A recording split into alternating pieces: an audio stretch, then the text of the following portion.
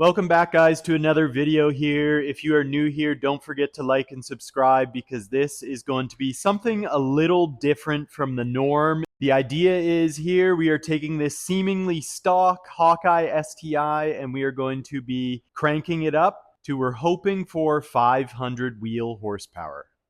Then here we are under our hood and we have a mostly stock 257 here. It has a BOV. And then it does have a downpipe, so this is going to be a very drastic change from what we have here now to what we are about to do. Alright guys, what's up? It's your boy Marcello from the Subi Sanctuary here. So we're doing some unboxing for our boy Matt. I convinced Matt to buy this motor transplant a few months ago. Knows now to stay away from me because I'm a bad financial influence, but he's bought himself a radium hanger for his new build, as well as some fuel pumps. There's two of them, probably because this hanger is going to be holding 2 fuel pumps instead of 1, which means double the gas.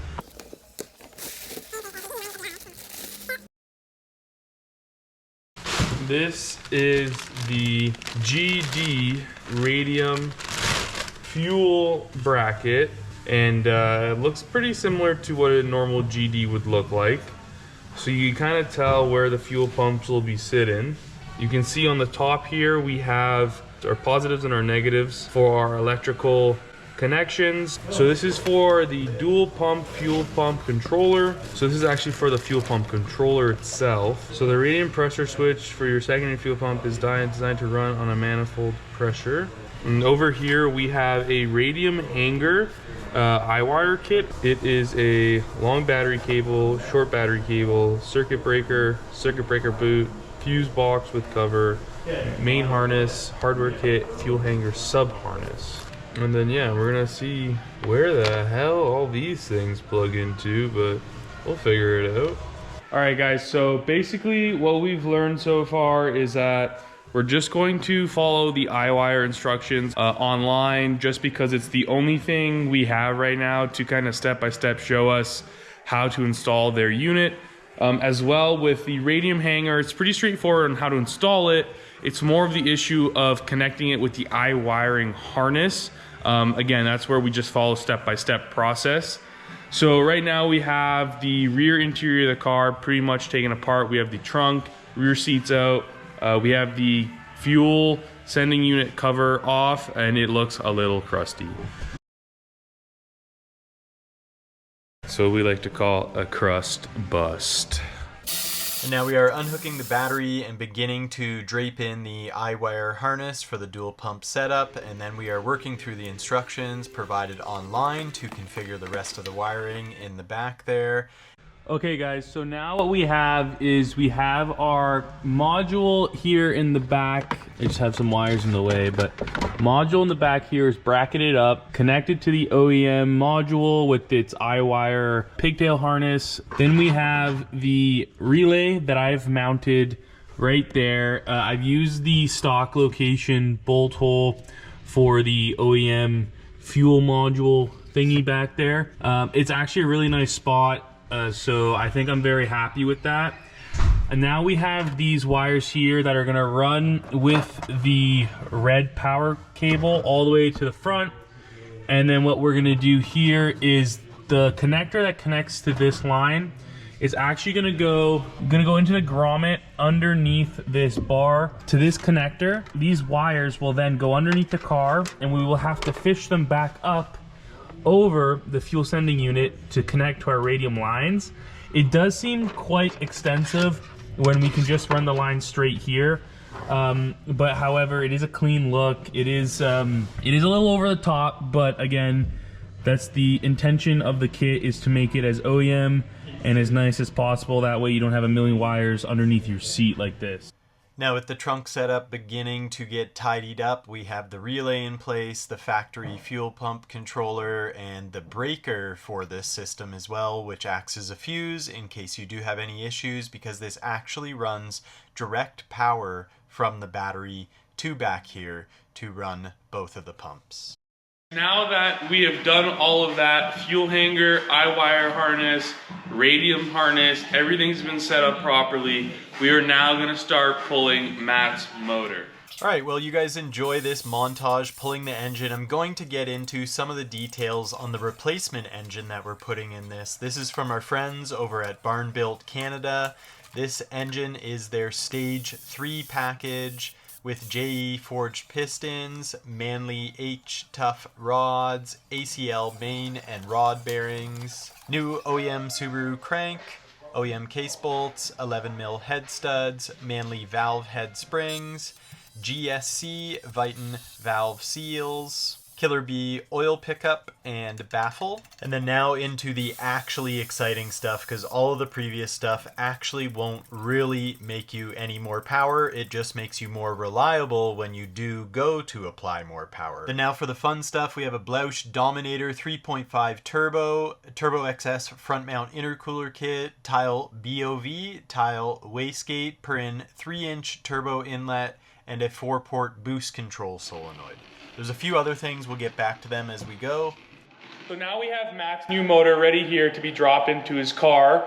So we had to take the old harness off because it came from an '06 STI harness, and Matt's new car, where the motor's going into, is an '07, and the harness is a little bit different. That's when the years changed. So we changed over the harness, we gave the engine a nice clean, and we are about to install the X clutch onto this engine before we drop it in. Now here you can see the 1320 equal length header going to a PLM up pipe for the external wastegate there with a V-band flange. So this is the clutch that Matt had ordered. It is a X clutch and it is a twin disc clutch. So we start off with our flywheel. It comes in the kit. Everything here is seen, it comes in the kit. So we got a lightweight flywheel, and then we have originally what a normal clutch disc would look like, and it would sit on top such as that on the flywheel.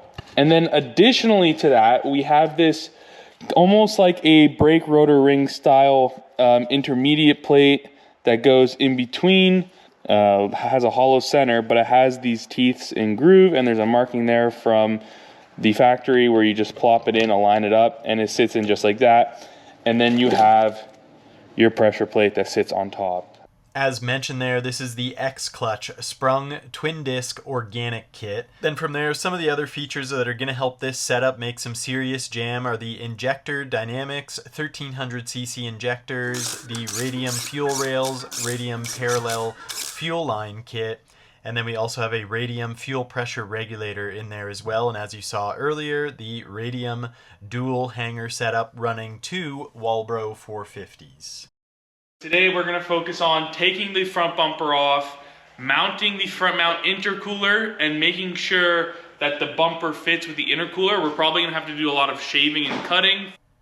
Alright, so I'd like to mention in this process here, it is definitely one of those instances where it is very much a measure twice, cut once kind of situation if you want it to look nice and tight along your bumper line. So after many on and many off, we do end up getting this pretty dialed. We actually ended up welding in a pipe where the plate relocate would normally go because the replacement bumper beam does not facilitate for it. So then we ended up welding in a pipe so that we could actually mount the plate back where it originally was, over off to the side, not obstructing the intercooler. Moving on from there, you can see we are now dropping in the Mishimoto Rad, and we also are going with the Mishimoto Slim fans on this. We needed that with the extra wide rad to now clear our exhaust header, which originally with the factory rad shrouds, they were actually hitting the intercooler, so that was definitely not ideal.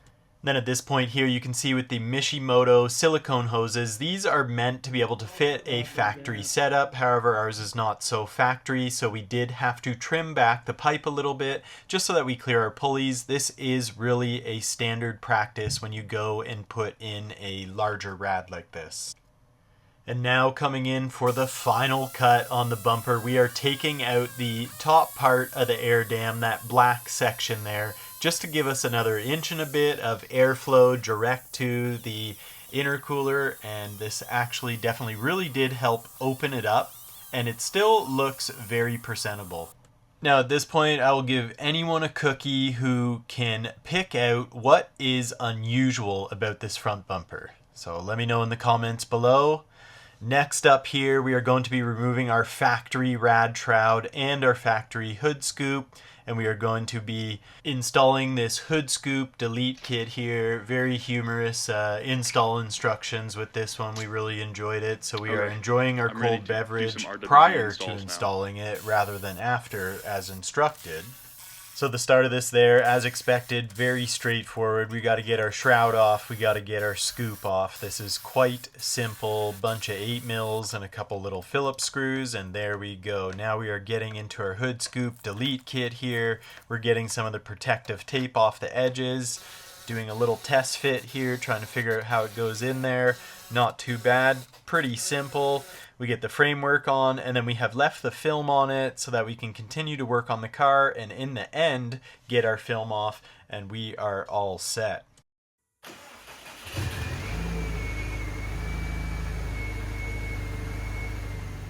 Now after everything's all primed up, there we go with the first start. Everything is running good, looking good. Again, you want to get under your car real quick, run around the engine bay, and make sure there is nothing leaking.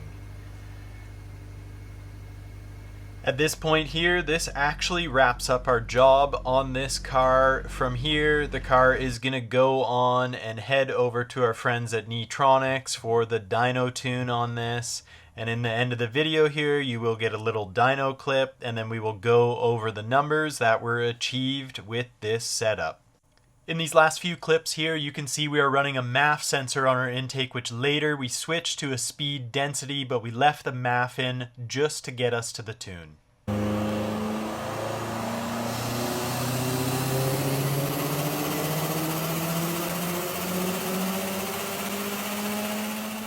In the end there, we did 461 wheel horse and 460 torque. Overall, everything works great and everyone is happy, so this is a job well done, and off he goes. Alright guys, hope you enjoyed this. Until the next one.